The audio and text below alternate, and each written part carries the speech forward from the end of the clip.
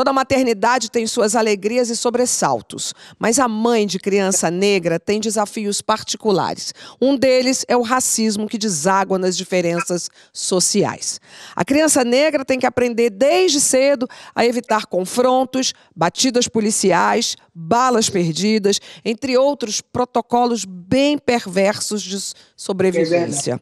O corpo da criança negra é mais propenso a todo tipo de violência física, sexual e moral. Elza, como é que você orientava os seus filhos? Qual era a maior preocupação que você tinha com eles quando eles eram crianças? Minha preocupação era a seguinte, era atravessar a rua. Não existia tanta coisa. Hoje a coisa está muito pior. Já é antigo, mas hoje a coisa está muito pior. Não existia tanta... Como é que eu digo, meu Deus do céu? Como é que eu digo? Meus filhos... Cuidado com quem fala, com quem chega perto, entendeu? Não aceita doce, não aceita bala, não aceita dinheiro, não aceita nada, entendeu? Assim, cuidava deles. Nesse momento, entendeu? Então, o que você está querendo dizer é que a sociedade piorou muito, porque tudo isso que essas mães disseram agora e que muitas pessoas brancas que não entenderam ainda que o racismo está latente na sociedade brasileira, podem achar um exagero, mas hoje não é. Não, exagero não. Hoje não é. É verdade. Hoje a gente... Não. Hoje eu e Gabi, que somos mães de meninos pretos, sabemos que a gente tem que educar eles para ter um tipo de comportamento quando for encontrar vai passar por uma revista de polícia. Lógico, lógico. É perigoso, gente. É duro. Saber que tem que ter esse cuidado com o filho da gente, porque é negro. Tem que ter todo cuidado. Isso é muito difícil. Eu não sei. Não sei nem te contar, cara. Dá vontade de chorar de tristeza. É muito duro isso, sabe? Ainda tem um detalhe, acho que nessa história toda, que as diferenças sociais também interferem, né? Não, além de negro, a gente tem os meninos negros das periferias, das favelas, que certamente correm mais risco ainda do que o meu filho negro, que tem uma condição social melhor, né? Com certeza, Astrid. A gente viu aí a criança na sala da sua casa, tentando manter o isolamento social, sendo assassinada pela polícia. Então, eu fico muito emocionada quando eu vejo essas matérias. Eu tenho o meu filho, que tem 11 anos, mas eu também tenho duas meninas, porque a minha cocriação com a minha irmã, assim como ela é mãe do meu filho, eu sou mãe de duas meninas negras, então são 3 crianças, uma de 4, uma de 13 e ele de 11. E você vê que nesse momento a questão dos meninos negros pesa muito mais. Porque ontem o meu filho, uma vez eu vi um vídeo da Thaís Araújo falando sobre esse assunto e muitas pessoas a criticaram, achando que porque nós somos famosas, conhecidas, os nossos filhos não passam por esse tipo de situação. Ontem o meu filho foi fazer uma caminhada no bairro de máscara com a tia e a gente correu, ele estava com uma camisa que tinha um buraquinho, a gente correu, não, troca essa camisa, ajeita esse cabelo, tá com documento no bolso, troca essa bermuda, vamos passar essa bermuda. Se a criança sai na rua para fazer uma simples caminhada, a gente tem todo um cuidado, porque a gente sabe que se é uma criança negra que está acompanhada de outros meninos negros, se está sozinha, a polícia vai parar, vai sair atirando. A questão das meninas é diferente, tem mais a ver com o empoderamento também, mas a menina negra também é perseguida dentro da loja, a bolsa dela é revistada. Então essa questão é uma questão muito séria da gente discutir e é muito séria também da gente falar para as mães brancas para que elas criem os seus filhos para eles serem antirracistas. Eu já troquei as minhas crianças de escola. Todas as vezes que eles vão chegar numa escola, eu tenho que mandar um e-mail perguntando quantas crianças negras tem nessa escola, quantas crianças negras têm na sala de aula, se eles têm uma política de inclusão para que as minhas crianças não se sintam, que não sintam tão forte esse racismo, entender que se uma criança fala do cabelo das minhas meninas, que é um cabelo afro, isso não é bullying, isso é racismo. Então é muito importante, principalmente para eles, eu digo para eles, consciência, vão estudar, vocês têm que saber dos direitos de vocês, vocês têm que estar muito bem informados. Eles são crianças ainda, mas eu já deixo eles muito bem informados sobre os direitos, sobre escritores, livros que eles têm que ler. Então rola, tem um depoimento de uma mãe dessa que me emocionou muito, porque é uma criança se movimentando, é uma criança se descobrindo, mas a gente tem que cortar esse cordão e trazer essa consciência política, essa consciência de que o nosso país é um país extremamente racista e que eles têm que saber se defender. Tem uma frase do Yuri Marçal que fala: criem seus filhos para serem antirracistas, porque nós estamos criando os nossos para resistirem. Boa, essa é muito boa. Elza, o Brasil sempre foi um país racista, porque a gente tem falado muito que o Brasil anda mostrando uma cara bem racista. Mas o Brasil sempre foi racista. Sempre. Eu posso dizer isso porque eu passei por isso. Entendeu? Eu, para chegar aqui onde cheguei, passei por muita coisa. E é um país racista. A gente sabe que é um país racista. A gente sabe que vive no meio de pessoas racistas, que é triste isso. Mas o Brasil é um país racista, sim. Quando seus filhos estudavam na escola, eles sofriam dentro da escola alguma espécie de ataques racistas? Graças a Deus, não. Não sofreram nada, não. Porque se sofresse também, eu estava lá presente, porque eu dizia para eles, vocês eu sempre dizia para meus filhos, cabeça erguida, vão limpos para a escola, roupa melhor, roupa bem lavada, bem passada, iam limpos, cheirosinhos, para não sofrer bullying, para não sofrer críticas, né, de racismo mesmo. Então, eles não sofreram isso, não. Mas eu estava sempre presente nesse momento. Eu sei que passa por isso mesmo, sabe? Eu já contei uma vez aqui no Saia, e eu nunca vou esquecer que a primeira vez que eu fui levar o Gabriel na escola, eu estava no carro, e sabe quando você fica assim apaixonada, olhando para a criança, andando com a mochilinha nas costas e entrando sozinho na escola? Ele tinha uns 5 anos, 4, 5 anos, e aí passa um menininho por ele, branco, e fala num tom pejorativo: pretinho, pretinho. Eu fiquei sem ar naquele momento e fui atrás. E perguntei para um segurança da escola. Falou: quem é aquele menino? Você viu o que ele falou? E o segurança falou: ele sempre faz isso. E falou com muita vergonha aquele segurança. E eu falei para ele levantar a cabeça, e eu jurei para ele que aquele garoto nunca mais ia fazer aquilo e que a escola não ia mais permitir. No primeiro momento, a escola... vamos trabalhar isso com um livrinho. Falei: livrinho cacete, a gente vai trabalhar conversando com os pais dessa criança. Porque uma criança um pouco mais velha do que o Gabriel só tem essa atitude porque ele foi criado por pessoas que botaram o racismo.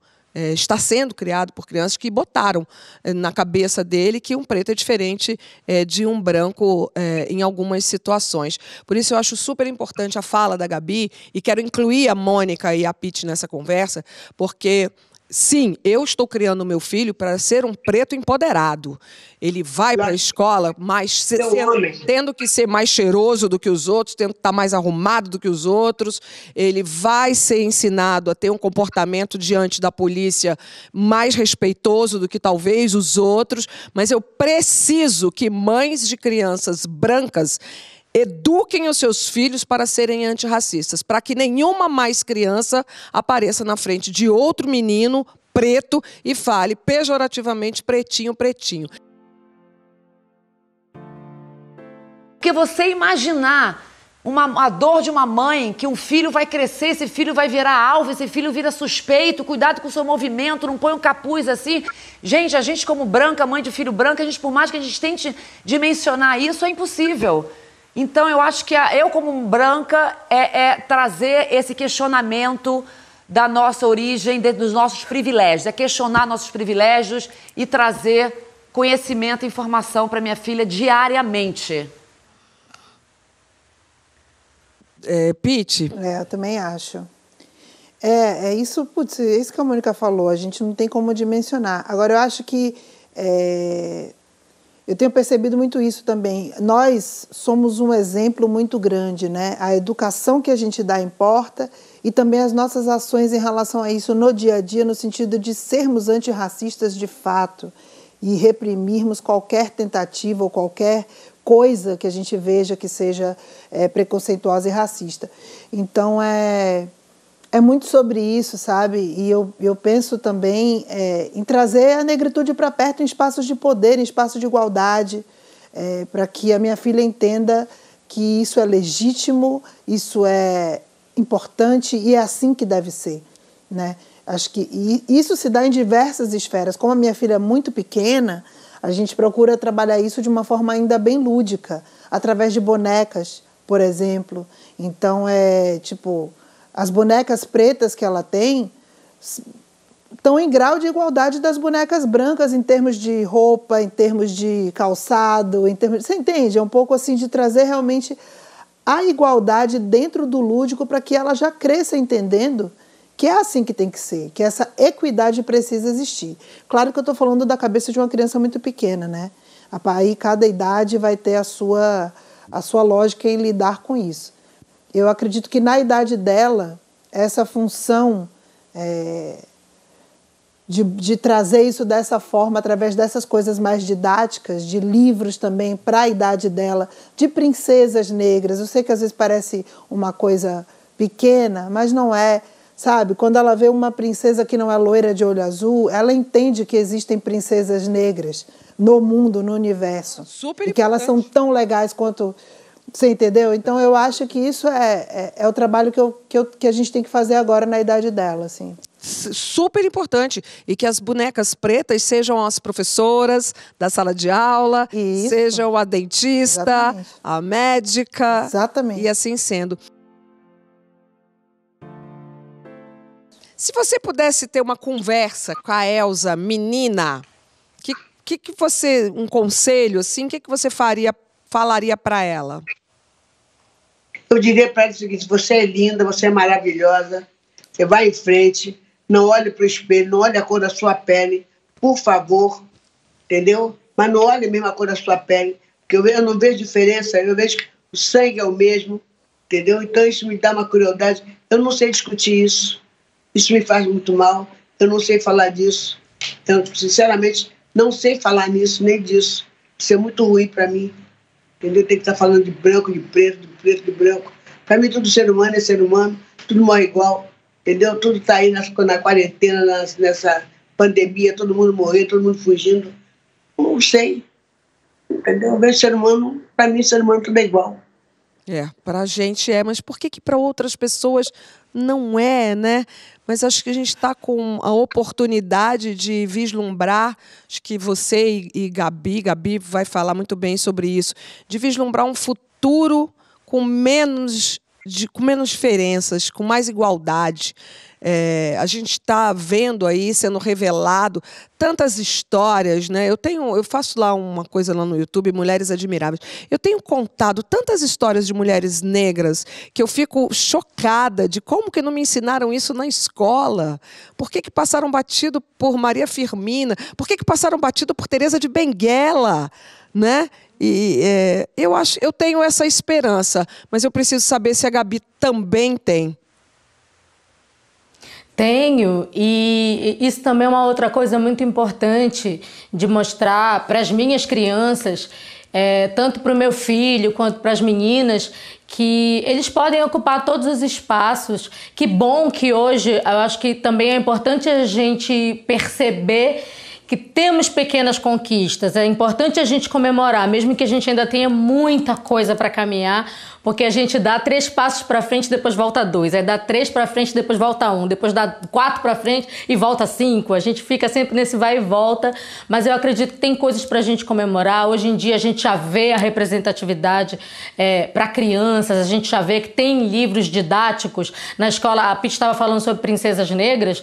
A nossa menor de 4, eu lembro que chegou um dever de casa da escola e tinham todas as princesas de todas as cores, todas as etnias, menos negra. Quando ela foi registrada, quando a gente foi no cartório para registrar, a opção era branca ou parda. A gente falou, não, coloca um quadradinho aí do lado, escreve negra e faz um X, porque ela é uma criança negra.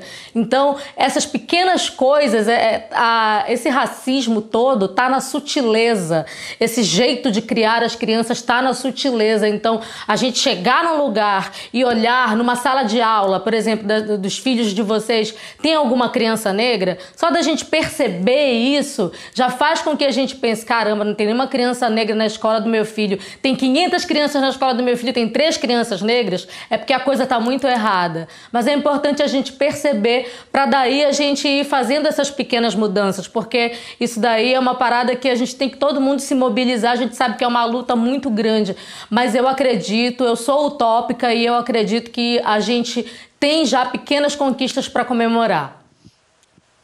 Muito. Não é utopia não, Gabi. Isso aí é um direito mesmo. Isso aí não é nem utopia, cara. Isso é o mínimo que a gente precisa para sermos chamados de humanidade, eu acho.